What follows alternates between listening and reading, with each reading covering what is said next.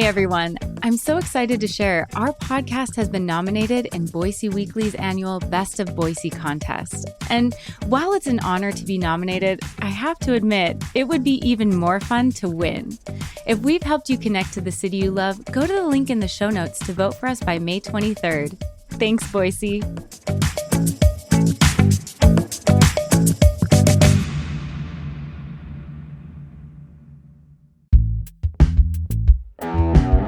Back in March, two controversial Idaho political figures had a heated argument in the Capitol, and someone secretly recorded every word. Today on CityCast Boise, I'm talking with a reporter who broke this story. He's got the bombshell details about what was said, who was pressuring a legislator, and whether the recording was illegal. It's Thursday, May 16th. I'm Lindsay Van Allen, and this is what Boise's talking about. Journalist Daniel Walters from Investigate West is joining us today. Hey, Daniel. Hi, appreciate it. So I really want to let's dig into this secretly recorded discussion. Who was being recorded? So you have Representative Heather Scott, who's among the most controversial members of the Idaho state legislature. She's at North Idaho, so she's kind of in the Panhandle area. Mm-hmm. And then you had Maria Nate, who is kind of this lobbyist, influential power broker on kind of the furthest right parts of Idaho politics, where basically she is not only the secretary of the Idaho GOP, but she's also the Idaho director of something called the State Freedom Caucus Network, which basically takes the kind of the conservative, rebellious conservative group in the U.S. House of Representatives and tries to sort of establish that on a state level. And then on top of that, she's married to Ron Nate, who's the new director of the Idaho Freedom Foundation, which puts out these freedom indexes, or basically like scorecards, which grade legislators on how conservative they are. And it's oftentimes has been used as sort of the litmus test for true conservatism in the most conservative parts of Idaho. Yeah, and it has had implications for legislators. So we really have two lightning rods in the Capitol. What were they discussing, or who were they discussing while they're being recorded? So basically, Maria Nate comes in and she's absolutely furious because Heather Scott is thinking of doing what in Maria Nate's mind is the unthinkable, where she is considering writing a letter in support of the Speaker of the Idaho House. Now, for most people, the Speaker of the Idaho House is very conservative, mm-hmm. but in Maria Nate's mind, in the eyes of some Idaho conservatives, it's not good enough. He hasn't used every tool in his toolbox. He hasn't fought hard enough. He's put moderates on the Education Committee, all of these things that make him unacceptable. And so Heather Scott was sort of like quietly planning with some of the other Freedom Caucus members to write this letter objecting to this campaign by the Young Americans for Liberty, this libertarian kind of national organization that's been putting out all of these really nasty, deceptive ads about Mike Moyle, objecting to the Young Americans for Liberty's campaign. So just to clarify for everyone, because I know that this can get a little sticky. So Representative Heather Scott was going to write a letter supporting Speaker Mike Moyle against the Young Americans for Liberty, and Maria Nate was against that. She didn't want that letter to be written. Yeah, Heather Scott was a member affiliated with kind of this network of state legislators that were attached to the Young Americans for Liberty as well. And so basically several of these conservatives wanted to say, hey, lay off Mike Moyle, like your ads are not helping. This guy is a conservative. He's pushing Idaho in the right direction. We're on his team. So this is a group that has been spending the most money in Idaho, but is actually has really, really gotten a lot of criticism from all across the political spectrum. So Maria Nate is upset about Heather's doing this, not only planning on doing this, but having these conversations without her. She basically wants to be a part of she's a lobbyist, remember, but she wants to be a part of the inner circle of these legislators, basically, kind of directing the legislators, coordinating them, helping to sort of shape their views. And she was frankly seemed, personally wounded that Heather would do this to her. Have these discussions without her. Yeah, would have these discussions without her and plan to do something so dramatic and kind of, without her. And so, there's basically 2 hours of this conversation between these two women, almost 2 hours, where they're really going back and forth and fighting over this and fighting over sort of their own relationship and trying to figure out their own roles and trying to figure out where's the line between lobbyist and legislator. And in doing so, revealing all of these other things as well.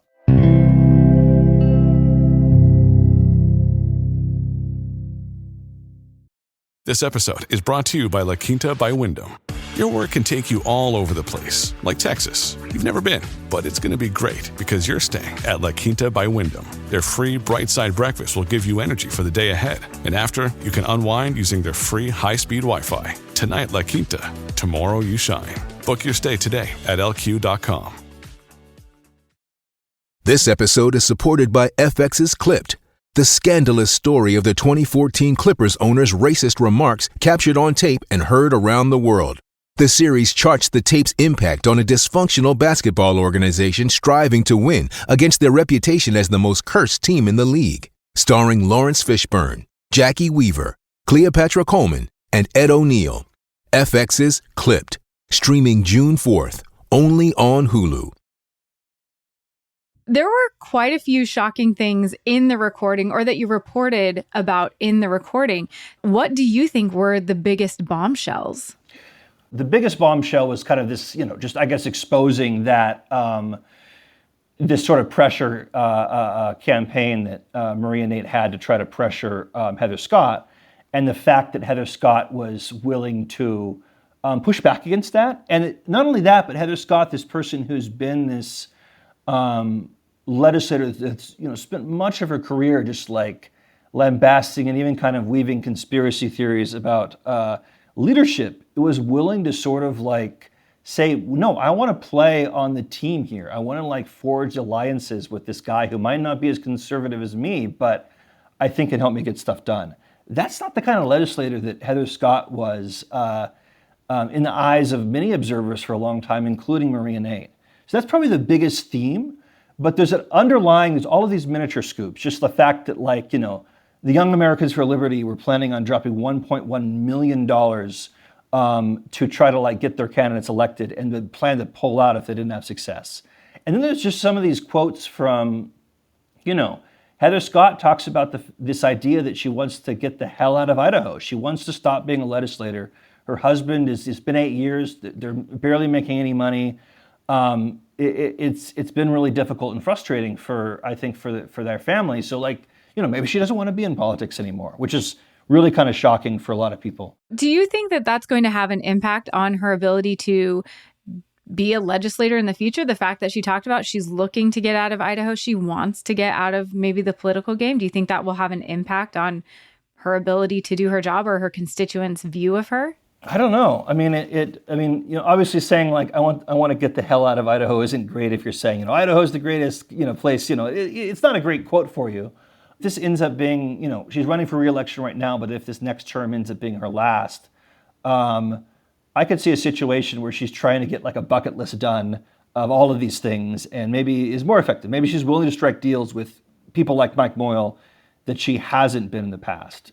So it can depend. I mean, and so that was pretty interesting. We've also had a moment where Maria Nate says, hey, is your problem with, basically says, is your problem with me that I'm a woman? Because I've heard you say multiple times that you believe men are, that women should follow men when it comes to leadership. Yeah. Can I quote from your article? Because that was something that just really struck me. So quoting Representative Scott from your article, she says, and I quote, she thinks that men are stronger leaders, and I think that God has put a lot of women in leadership positions because we're in judgment. It's not natural, I don't think. And I think that's really an interesting thing for a woman in political leadership to say, isn't it? Not just that, but I wrote a story called in 2022 called "There with Her," all about kind of how the far right in Idaho is like like women were very, very powerful on the far right in Idaho. Dorothy Moon is the head of the Idaho Republican Party right now, and Janice McGeehan was the kind of the far right choice for governor 2 years ago, and then Priscilla Giddings was the choice for lieutenant governor, and then Heather Scott's been in this role for a long time, and so it's sort of like this. Heather has this sort of this internal kind of contradiction, and that she has to sort of untangle, where she is, might have this very conservative, religious conservative view of gender roles, that men are supposed to be the leaders, but simultaneously she has to reckon with the fact that that she's in leadership, and that she might have like actually some political talent for leadership.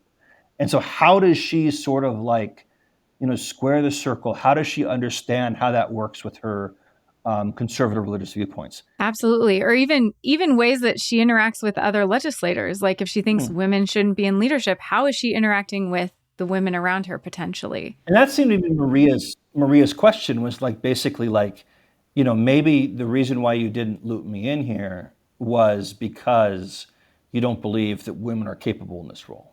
But for the most part, it was mostly Maria was by far the aggressor in the conversation, and Heather Scott was the person trying, kind of on the defense, but also trying to kind of mend fences. And they even brought in, like they talked about bringing in another, I believe Elaine Price. They say Elaine, they don't say the last name in the recording, but to mediate. So there's even a moment where like they want to bring in one of the other Freedom Caucus legislators to mediate this conversation because it got so intense. I would say that sounds pretty heated, but Yeah.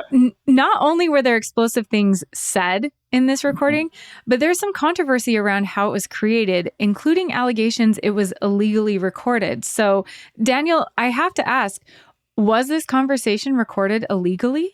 I don't know. In the sense of like, so in Idaho, you can actually secretly, if you're having a conversation with anyone, you can secretly record them.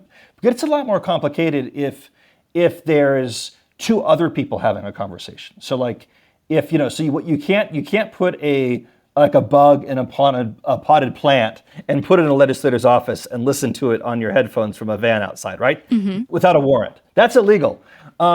But the question is, so if Heather or Maria had recorded this conversation secretly, they apparently, at least according to the Idaho State Police, they say they didn't record it. And so the question is how was this conversation recorded, and was there a reasonable expectation of privacy for this conversation? That's those are big legal questions. Mm-hmm. The person who leaked me the recording they were very clear that the conversation was loud and it could be heard by multiple witnesses. And this is like a closed door conversation. And so from what I can gather, it may have been a situation where this was a conversation where that Heather was having in her office, but she was speaking loudly. It could be heard by either people in the hallway or people in other rooms, or people nearby, or kind of like, this is something that could be like sort of loudly overheard. Yeah. I'm pretty confident that I'm protected by writing about it, but there are even some legal questions there. Like, was it actually legal for me to write about it? And in fact, Idaho code on its face appears to say that it wasn't legal for me to write about this if this recording was made illegally, and if I knew it was made illegally, that it wouldn't have been illegal for me to write about it. Does that present any potential ramifications for you or Investigate West since you reported on this recording? We're confident, and the people I've talked to are, legal experts I've talked to, are pretty confident that we're protected by this 2001 Supreme Court case that says, hey, if you weren't involved in the recording at all, and you didn't ask for it to be made, or you didn't make the recording yourself, and if somebody else had given it to you, then you have a First Amendment right to talk about it in most cases. And so I believe we're really well protected by that. The other challenge though is that if this goes into litigation, I have a promise to my sources not to reveal their identities, not to reveal their sources. Idaho, unlike Washington, doesn't have a a shield law for reporters. Are they going to try to like force me to use a subpoena to sort of reveal my sources? And I can't ethically do that as a journalist. And so that's a real big challenge for for journalists at times. Why did you think it was so important to report on this story? I think it's incredibly newsworthy. I mean, just the fact. Let's set aside the content at all. Just the fact that that a legislator and a lobbyist, this conversation was secretly recorded, that in and of itself has dramatic ramifications. If the walls of this rehabbed, this rehabbed offices are so thin that people are able to hear conversations regularly, that's an issue. But then if you dig down in the actual contents of the recording, there are, so many, it's so revealing to me about the state of kind of the division on the far right and this moment of kind of crack up. The first time I listened to the recording, I was thinking, wow, this shows how powerful Maria Nate is, where she's bringing all these guns to bear on Heather Scott and kind of just, browbeating her. But as I listen to the recording again and again while doing my story, I began to think maybe this is actually showcasing weakness, where it seems like the far right is beginning to sort of fall apart in terms of sort of these alliances they've had. And Maria Nate is desperately trying to do everything she can to sort of hold it together or force people back together. And so it's, honestly, I've had breakup arguments with ex-girlfriends before. This is what that sounded like. It sounded like one of those things are we going to break up? Maria Nate says multiple times, I'm done, I can't do this. And Heather Scott multiple times says, I love you, you're awesome, we'll work through this. So, it actually is this kind of intimate, sort of emotionally entangled relationship between this lobbyist and this legislature. And I don't mean that there's like an actual affair. I just mean this emotional, deep, friendship. And there's a moment that I didn't quote, but I was just listening to yesterday where Marina's like, I want somebody that I can partner. I want someone I can scheme with. We think a lot of times when we think about what are the influences that lobbyists have, and we think, okay, they're financial, and it could be ideological. This person's a true conservative or not, but it can also be emotional. The emotional power that a lobbyist is exacting on a legislator, where she's using the kinds of sort of appeals that you might have in a toxic relationship, the kind of manipulation you might see in a toxic relationship, and she is either consciously or subconsciously using that to try to influence this legislature. That's pretty revealing to me. And I don't think this is the only time that happens, right? No. And that's something I wanted to ask you about, because that power dynamic within your reporting really stood out to me too. I just want to quote a few things that you said that really, I think, illustrate that so well. This is quoting from the article. Representative Scott assured Maria Nate that she would have the stamp of final approval over anything the group sent out supporting Speaker Moyle. That itself was remarkable, a lobbyist gaining veto power over communications from legislators, unquote. What did this discussion maybe reveal about the roles and relationships between legislators and lobbyists within our legislature? And in this case, what was one of the other things that was remarkable is literally neither of them really know their role. It's so blurred together that neither of them know what their role is supposed to be. This is this group that's supposed to, is this group overseeing legislators? Are they essentially this boss who is corralling these legislators? Or are they staff for the legislators? And it's not really clear for either one of them. And so in this case where this certain type of nonprofit, the State Freedom Caucus Network, it's really sort of literally the Freedom Caucus was beginning to get a little uncomfortable with how much this group wanted to be overseeing them, wanted to be a part of the inner circle. And actually what we've seen right now is that, the Freedom Caucus, people like Heather Scott, get a lot of criticism for being in lockstep with conservatives, for never deviating from the party line. But this is actually showing that there actually is some, at least behind the scenes, there is some deviation. We've actually seen a fair amount of deviation recently, where These people are like, hey, I prize my independence. I was elected by my constituents, so I'm going to do what I think is right, even if this is makes this other nonprofit unhappy. I was going to say, as a constituent and, Idaho voter, I do have some concerns related to the fact that a nonprofit lobbyist wanted to be, quote, in the inner circle, or wanted to have veto power over Idaho legislators' communications. People should be concerned about this. Should be concerned about influence. One of the things that we've seen this year is that we have this big fight between the right wing of the Republican Party and the more moderate wing of the Republican Party right now that's happening.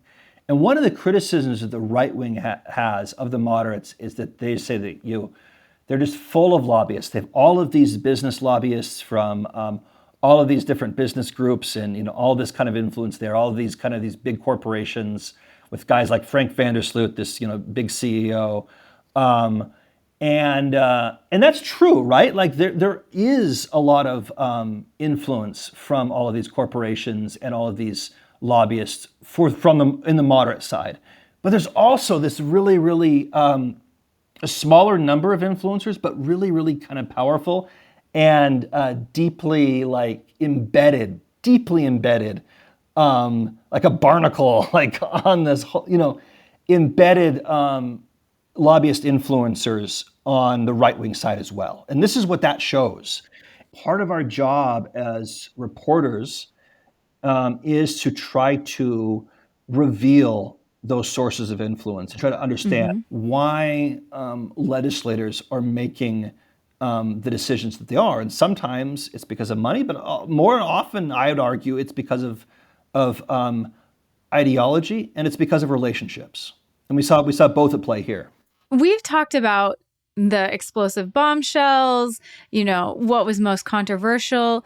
But Daniel, what maybe surprised you the most about this recording? Yeah, I think it was to me, it was Heather Scott. I wrote a cover story on Heather Scott in 2019, which talked about all of these moments where she'd been this controversial legislator. She'd been, kicked out of a committee for basically accusing other female legislators of sleeping their way to the top. And she'd been her first week in office, she allegedly stood on a desk, took out a knife and cut down a piece of the fire suppression system from the ceiling, thinking it was a listening device. And she was, been this really, really kind of antagonistic person, particularly from the outside. And, she's been antagonistic towards the press as well. But listening to this, interview, she was, she had seemed to sort of evolved into a much more she seemed to be seeking consensus and seeking to heal kind of some of this frustration. Yeah. That was really, really surprising to me. And actually kind of had me, a sense there were actually multiple layers to this woman. And I always think that's really valuable for a journalist to know. Because everyone has multiple layers, but a lot of times those layers are hidden from the public. Yeah, absolutely. Absolutely. Daniel, what do you think could be the impact of the secret recording on the political landscape in Idaho? Yeah, we're still at the very early stages. It does seem like this is evidence, and it might further perpetuate, I think, what we see as a weakening of some of these right-wing groups like the State Idaho Freedom Caucus and like the Idaho Freedom Foundation, which is run by Maria's husband. I've seen a lot more conservative Republicans pushing back against the Freedom Foundation's rankings and saying that maybe this isn't a good way of measuring conservatism, saying, okay, this is just one metric, really, really sort of diluting that group's power. I have not seen the Freedom Foundation this week in this long. And so I think that there's, it does seem like there's been some big wins for the far right recently, but depending on how the precinct committee elections happen, this next week, I think you could really see some changes. But I think everyone is waiting to see what happens there because it's really going to be unpredictable because these are generally such low turnout races that either side activates enough of their voters, then all of a sudden they could have control of where the party goes. So I don't know. We're in this really, really fascinating time for Idaho, and it's gone in some surprising directions recently. And it's always, I would say, fun, but also exhausting to be on the forefront of those developments and those revelations. Well, thank you so much for joining us today and breaking down all of your reporting. And thank you so much for breaking that story. It was fascinating to read. Yeah, Lindsay, I really appreciate it.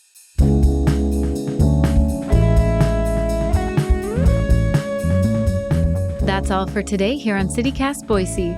If you enjoyed the show, why not tell a friend about us? We'll be back tomorrow morning with our Friday News Roundup. See you then.